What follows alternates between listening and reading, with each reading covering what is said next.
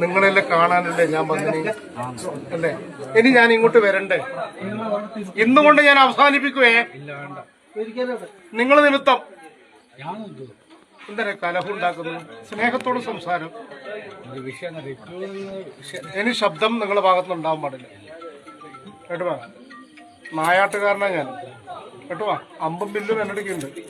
അസ്ത്രം ഇല്ലെങ്കിലും ഞാൻ കുറിക്ക് കൊള്ളിക്കും കേട്ടോ. അത് കൊണ്ടിട്ടില്ലെങ്കിലും നാളെ എണീച്ചു നടക്കണമെങ്കിൽ ഞാനെന്നൊരു ശക്തി എന്റെ പറശ്ശിനി പടപ്പുര എന്നൊരു ബന്ധം നിങ്ങൾ ബോധ്യമാവും. ഒരു നല്ല സഭ എന്തിനെങ്ങനെ അനുകൂലാക്കുന്നു? പറശ്ശിനി മുത്തപ്പൻ ഇവിടെ വന്നത് നിങ്ങളെല്ലാം കാണാനും നിങ്ങൾക്ക് അനുഗ്രഹം തരാൻ വേണ്ടിയിട്ടാണ്.